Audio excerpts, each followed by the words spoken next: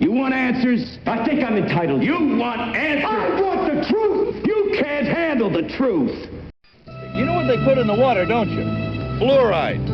On the pretext that it strengthens your teeth. That's ridiculous. Now, what will it take for us to get that videotape?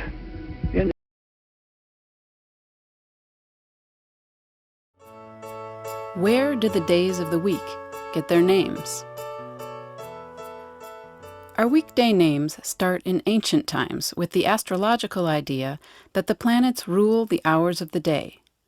In that outdated concept of the universe, there were 7 planets going out from Earth in order of distance: Moon, Mercury, Venus, Sun, Mars, Jupiter, Saturn. Going in towards Earth, the first hour of the day was ruled by Saturn, then Jupiter, Mars, Sun, and so on, cycling through those over and over through the hours. Each day was seen as ruled by whatever its first hour was ruled by. So Saturn had the first hour, but then 24 hours later, at the 25th hour, the count was on Sun. Then 24 hours after that, Moon. That's how we get the order: Saturn, Sun, Moon, Mars, Mercury, Jupiter, Venus. The planets were named for gods of Roman mythology. In Latin, Saturday was Dies Saturni, day of Saturn, god of agriculture. English stuck with that idea for Saturday. In ancient Latin, Sunday was Dies Solis, for the sun god. But in the Christian era, it was renamed Dominicus, for Lord's Day. Most of the Romance languages use a descendant of that, but in English and the Germanic languages, it is still named for the sun.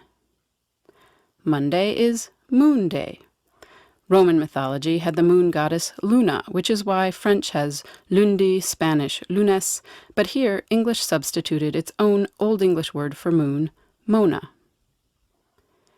Tuesday is Mars Day, but the Anglo-Saxons had their own sky god of war named Tiw, or Tyr in Norse mythology, known as the one-handed war god, due to his hand having been bitten off by a wolf. The reason that Wednesday is spelled so funny is because it's actually Woden's Day. Woden was the big guy of Germanic mythology, the creator of the universe and master of hunting and war, while the Roman god Mercury was a mere messenger to the gods. I bet you can guess who Thursday is named for.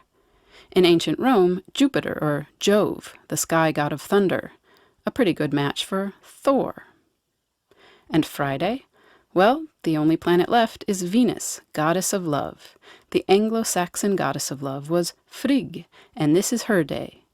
But whether Venus or Frigg Day, everybody loves it.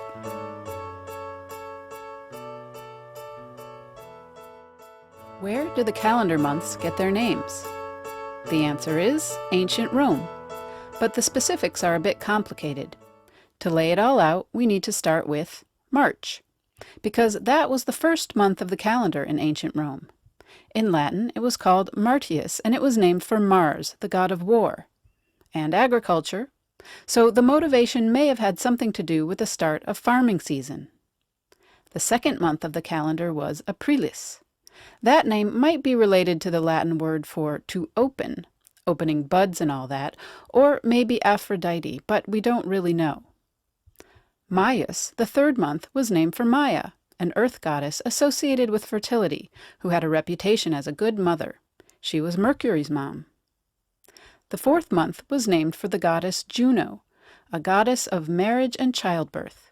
It's always been a good month for weddings. After that came Quintilis? Yes, stick with me here. The fifth month was just called Quintilis from quintus, the word for fifth. Then Sextilis from sextus or sixth. Then the seventh month or September from septem or seven. Now you get the idea for the rest. October, the 8th month, November, the 9th month, and finally the 10th month from Decem, December. After that, just a whole bunch of unaffiliated winter days, just waiting it out till we get back to March, which was determined by the spring equinox. Eventually, 2 more months were added to the calendar for this period. Januarius for the two-faced god Janus, and Februarius for Februa, the name of a purification festival held during that time as preparation for spring.